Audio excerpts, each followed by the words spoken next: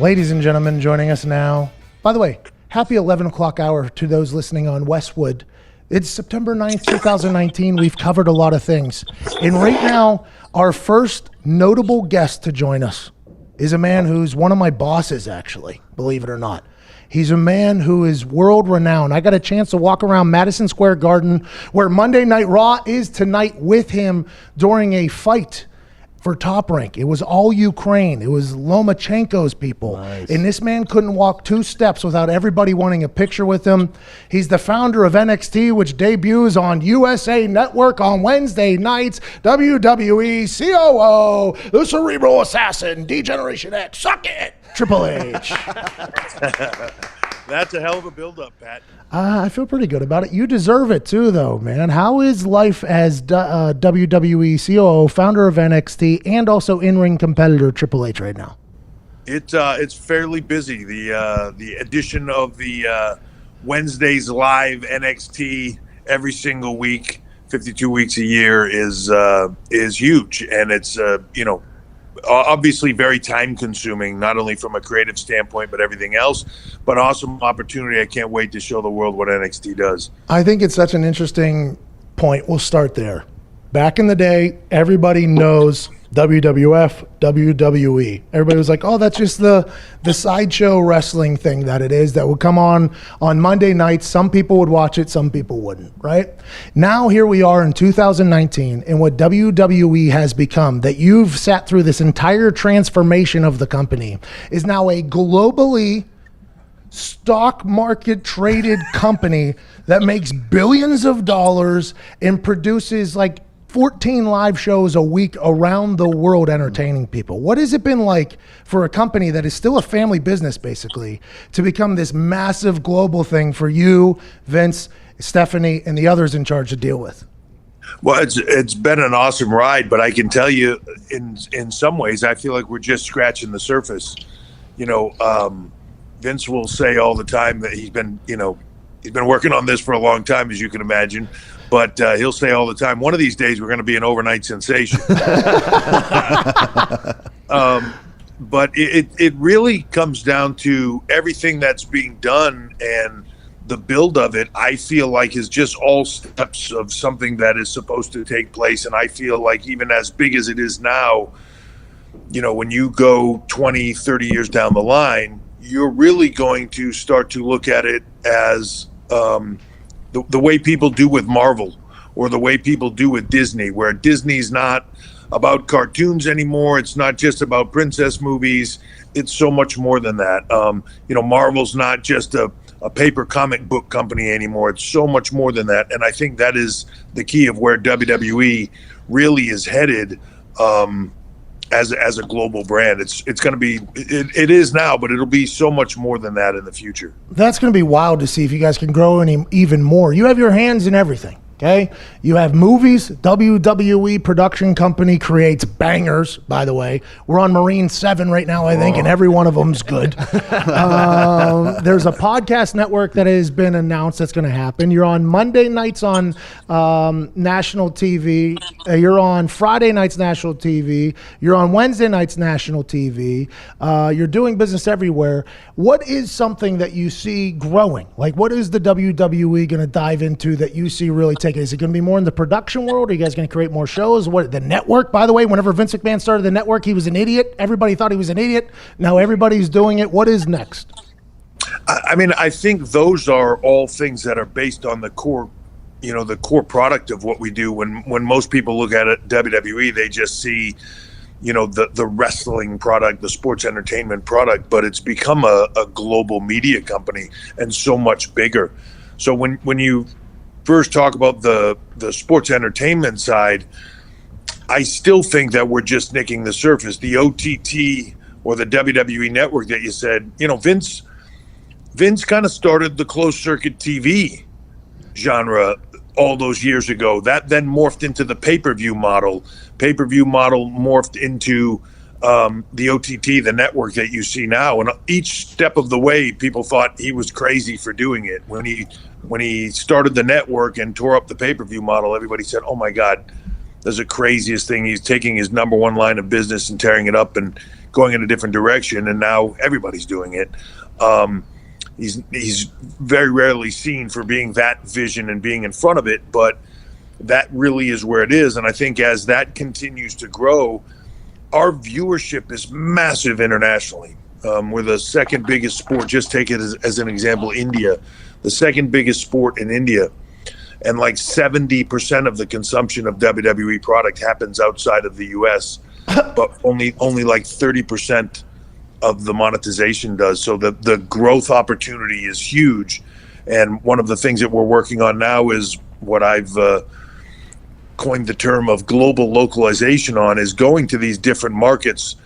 So say, for example, India, where the geography prevents us from getting there on a regular basis, but we can go there with a brand and build a brand on the ground in India, of much like we've done with NXT here in the US, the NXT UK in Europe, and build their own brand there that plays into the bigger brand and becomes that will make the markets much more engaged and grow the business exponentially. Think about that. See, they're just going to have like little armies around the world. Like, okay, the NXT UK, all of a sudden Cesaro will show up in an NXT UK, who's a big time WWE superstar, and then now they're just bouncing around the country. You guys are normally 4 to 5 steps ahead of everybody else, and that's why it's been so fun to work under the umbrella of the WWE with NXT and kind of see how it operates. The schedule is a grueling one. I couldn't even fathom what it was like back in the day whenever you were trying to balance your diet, your workout. You were a meathead back in the day. I mean, you were absolutely. Still am, really. Still am. That doesn't change. You were an absolute animal of a man back in the day. And still are, by the way. 49, you wrestled in like 145-degree weather. Tore your big 5-0 now. Yeah, big 5-0. And I can see all the white in my beard as I'm talking to you. Hey, happy birthday. I probably should have known that going into this. That's 100% on me. What was it? You're just getting rolling, you know. Day one. What was it like back in the day whenever you guys were trying to find your business? Because now I think the WWE is a much more stated place. Back in the day, WWF and WCW were battling. You guys didn't really know what the road was ahead. You were just trying to put on the best show every night while traveling every night of the year, basically. Yeah, I think the key to what you just said is just going around and putting on the best show possible. At the end of the day, and these are all things that Vince says, over and over, and you find yourself quoting him over time. But like, if you just put yourself in the seat of the fans, if you just put yourself there, you can never go wrong. Because if you do what's right for them, everybody will follow. And back in the day during the Monday Night Wars, for us, it was really just survival and us, kind of going out there and trying to put on the best show every night. If WCW was in Chicago, we wanted to put on a show after them or prior to them that they couldn't touch. And I think that's, at the end of the day, what helped us win the war. Is just everybody was willing to work harder to put on a better product. And that's what will always work. If you're willing to work harder and go further than everybody else, then you can succeed. So, it's really not changed now. It just, like you said, it's a bit more established. So how you're working harder has changed. It's not just about going out there and doing the individual show every night. It's multiple shows across multiple platforms. All right. I have to ask this question. You talked about it, not me. I mean, you brought this up. So if you fire me for this question, I mean, it's on you. Coming up on Wednesday nights. I mean, for the first time in a long time, it appears as if there is a potential alternative market for wrestling with a billionaire guy that owns the Jaguars launching AEW. And they chose to put their show on the same night that NXT has been on for 5 years. First show they did, Cody Rhodes, the founder of it, took a sledgehammer and hit a throne that looked awfully similar to a throne that you utilize with a couple pyrotechnic things that go off in the background. Poof, poof. It looked pretty interesting. You seem to be back into a war now with a company called AEW. How does WWE feel about it all? The war thing gets brought up a lot. And competition is great.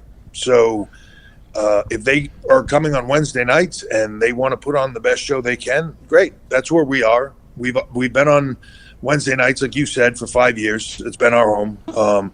We've been in discussions with various networks about moving NXT and growing it. Now's the right time. So if Wednesdays is the place, people can say war, they can say not war. I don't see it that way as competitive in that nature. I just see it as us putting on the best show possible. I think at the end of the day, the winners are the fans, and they'll choose what they want to watch. I'm confident in NXT. I'm confident in the talent. There's not one person I would trade anybody for. I can look at that show and say, bring your best, we will, and good luck. That's awesome. That's such a professional. And just like we did back in the day, when the NXT talent gets done, their goal will be to put on a show that they can look at the world and say, follow that. Oh, I love that. That's what I did with punting, by the way. You know what I mean? That's what I did when I was kicking a ball. I was like, all right, whoever's the next game, follow that. Never in my life. But I respect the mindset, and I think all elite humans have this mindset where it isn't like we're competing with somebody else. If we are our best us, if I'm my best me, there's no such real thing as competition because everybody can get it. Like, there's enough to go around. I'm excited for that mindset. With that being said, NXT takeovers. I didn't really know the brand much before I started working with the brand. And boy, something that you built literally from scratch has become one of the most entertaining live shows in probably live shows. You got Cirque du Soleil type athletes with an incredible toughness and a storytelling ability, both dramatic and comedy. NXT has come full circle for you. There's no way this is what you thought was going to happen whenever you launched this product, was it? You know, when we first started it, it was designed as a feeder, right? And it was designed, the original idea of it was basically seeing where WWE was and not seeing where the future would come from. Who is creating talent, and where are talent getting the opportunity to go and learn the right way to do things, and the correct way to do things, not just in and out of the ring, because that can be taught fairly easily, but how to produce television, how to be a television star, how to be a global star. And so it was originally created for that. And to do that, you need to have a place first you needed a performance center for talent to be brought in, and the best place in the world to train with the best trainers and the best of everything else. And then you needed a brand and a place for them to go work and ply their craft and improve. And that became NXT. And as it started, it began to take on this kind of cult following very quickly. And then once we started to roll from there, people started really wanting to get involved in it. And we knew we had something special. Then the concept quickly became, we had the opportunity to create if you will, a third global brand, which is where really I think we are now. You know, this USA deal puts it at a different platform level. And the goal will be to create this, to make it as big as Raw and SmackDown, and have a third brand that everybody is open to going to, so that talent can, like you said, go from one brand, you know, to Raw, to SmackDown, to NXT, to the UK, to wherever we are, and seamlessly go around, so that they can have a very long, meaningful career, but without just being in one place. Jeez. There's a reason the companies were just like billions of dollars. Mr. H, Trips, Paul, Hunter, all of these are names that people call you. What is your favorite? Dad. Hey,